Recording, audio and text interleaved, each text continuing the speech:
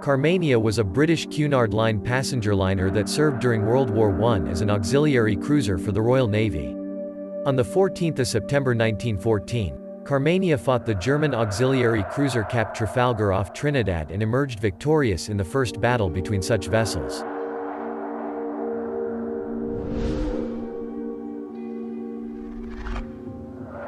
In light of the growing tensions between the British Empire and Germany, as well as Britain's reputation as the mistress of the seas, the German liner's record caused alarm among both the shipping companies operating transatlantic routes and the government, particularly the Admiralty, which saw the potential of using high-speed German liners as auxiliary cruiser raiders.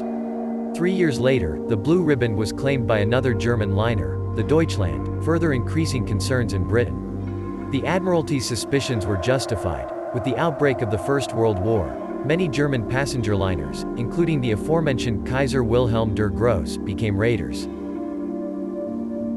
At that time, the Cunard Line was facing financial difficulties, so the British government agreed to provide a subsidy of £2.6 million for the construction of 2 new liners, the future Lusitania and Mauretania. The main challenge of the project was that steam engines could not achieve the required speed, and Parsons steam turbines had not yet been tested for such purposes. Therefore, Cunard Line decided to conduct an experiment, to build 2 fairly large identical twin-tube liners, but to equip them with different engines. One received steam engines, this became the RMS Caronia, and the other, steam turbines. This liner was named Carmania. To ensure the integrity of the experiment, the liners were built at the same shipyard. It was Carmania that demonstrated the feasibility of using steam turbines for large passenger ships, and subsequent Cunard liners were equipped with turbines. Carmania embarked on her first transatlantic voyage on December 2, 1905, under the command of Captain John Pritchard. The ship was delayed by Atlantic winter storms and the journey took approximately 7 days, 9 hours, and 30 minutes.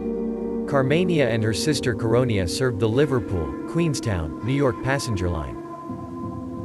Carmania served without incident until July 1910, when the ship was docked in Liverpool and encountered a large fire. In 1913, Carmania took part in the rescue of passengers and crew of the Canadian Northern steamship passenger ship Volturno. Volturno was chartered by the uranium steamship and carried emigrants and cargo on the Rotterdam, New York route. On board were 564 passengers, mostly emigrants from Poland, Serbia, Romania, and Russia, as well as cargo including barium oxide, petroleum, chemicals, peat moss, jute, motor oil, and other goods. On October 9, 1913, a fire was discovered on the ship.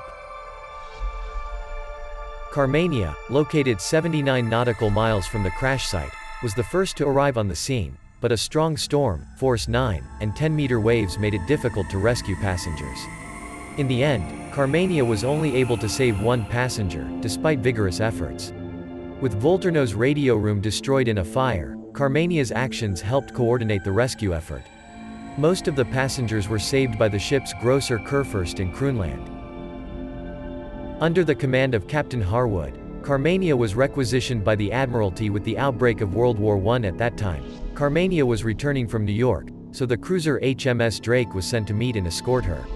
On August 7, 1914, Carmania arrived in Liverpool and was sent for refitting. The furniture and decoration of the cabins, as well as any other fire-hazardous materials, were removed from it. A new commander, Captain First Rank Noel Grant, was appointed, and former Carmania Captain James Barr became his first officer. Gunners were added to the crew, and 8,120mm guns were installed on the deck. Carmania became His Majesty's auxiliary cruiser. Initially, Carmania was assigned to the Northern Patrol, which carried out the blockade of Germany and operated between Scotland and Norway. The auxiliary cruisers had good seaworthiness in the difficult conditions of the North Sea. But Carmania was not in the North Sea for long. She was sent to Bermuda, where she arrived on August 23, and received orders to be placed at the disposal of Admiral Craddock. Carmania's speed of over 18 knots and good armament allowed Admiral Craddock to send her to hunt German colliers, which served as supply ships for the light cruisers Dresden and Karlsruhe and auxiliary cruisers. According to intelligence, many coal miners were in Brazilian ports. On September 14, 1914, Carmania approached the Brazilian island of Trinidad. Captain Noel Grant discovered that in one of the bays of the island, a large two-pipe passenger liner was loading coal from 2 coal miners. Although it was painted in the colors of the British shipping company Union Castle, it turned out to be the German auxiliary cruiser Cap Trafalgar, which decided to engage in battle. By 12:10, the distance between the ships had decreased to 40 cables, which allowed the Carmania gunners to begin firing. Cap Trafalgar responded in kind. Carmania received 79 hits, and the bridge was destroyed by enemy fire. 9 crew members were killed and 27 were injured. Carmania's speed dropped to 16 knots and Cap Trafalgar managed to escape from under fire by 13:30, having an advantage in speed. However, Cap Trafalgar also suffered significant damage, at least 5 holes below the waterline, multiple fires in the bow and stern, and a strong list to starboard. Captain Cap Trafalgar attempted to beach the ship, but after about 20 minutes, the liner began to capsize and sank to the bottom, bow first. The battle, on one hand, demonstrated the potential of using auxiliary cruisers against equal or weaker opponents, but also highlighted their vulnerability to artillery fire. Upon learning of Carmania's victory, Winston Churchill, then First Lord of the Admiralty, sent a radiogram to Noel Grant with the message, "Excellent work. You fought a great fight and brought it to a successful conclusion."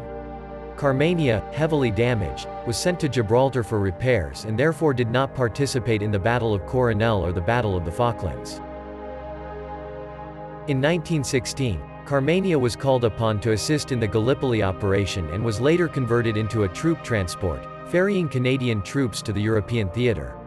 In November of that year, Carmania resumed transatlantic voyages. To protect against submarines, it was additionally equipped with devices for creating a smokescreen and a 6-inch gun. In 1919, Carmania was used to repatriate Canadian military personnel.